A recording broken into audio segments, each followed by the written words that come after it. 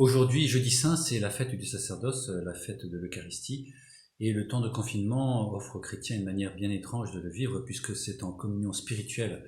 avec les messes qui sont célébrées par les prêtres, qui sont parfois diffusées par les médias sociaux, par la télévision. Et donc, on pourrait s'interroger à juste titre sur le type de grâce sacramentelle que l'on reçoit lorsque on assiste à une messe, mais par l'intermédiaire d'un média social, d'un écran, etc. Alors cette question, aussi légitime soit-elle, est comme déplacée par la liturgie de ce jour avec le psaume 115 que nous entendons dans la messe de la Cène, du dernier repas de Jésus. Le psalmiste ne se pose pas la question de quelle grâce on pourrait recevoir en accomplissant tel ou tel rite, mais il se pose la question inverse, qu'est-ce que nous pouvons offrir au Seigneur dans tel geste liturgique? Comment rendrai-je au Seigneur tout le bien qu'il m'a fait? J'élèverai la coupe du salut, j'invoquerai le nom du Seigneur. Oui, tout se passe comme si celui qui rentre dans la liturgie était déjà comblé, avait déjà tout reçu, se savait déjà sauvé, et que sa question n'est pas de recevoir un peu plus, d'être un peu plus assuré de ce salut dont il pourrait éventuellement douter, mais au contraire, dans un acte de foi immense, de s'appuyer sur cette foi pour croire que désormais la balle est dans son camp,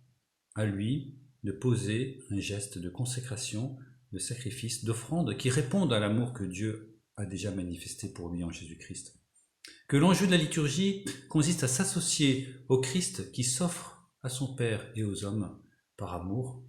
pour que nous puissions nous aussi participer à la geste du Christ, pour que nous puissions contribuer à ce que Dieu soit glorifié et que le monde soit sauvé.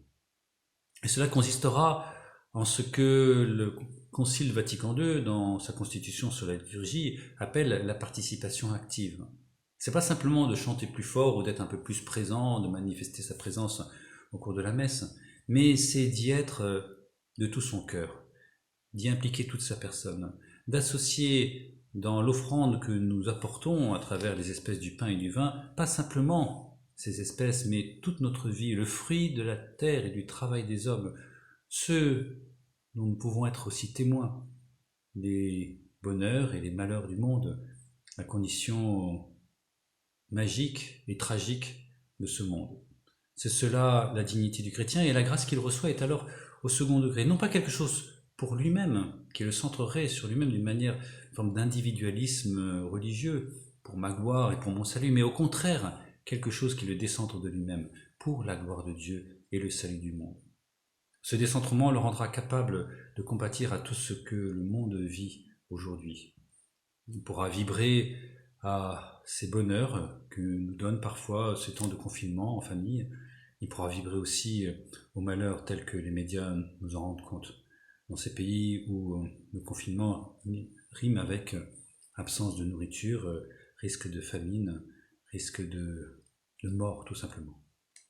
Eh bien, que nous puissions entrer dans cette liturgie de la Cène avec le Christ, lui qui a tout reçu de son Père, tout a été remis entre ses mains, il pose le geste ultime du lavement des pieds, du service, de l'abaissement, pour signifier l'exemple que nous avons à suivre. Amen.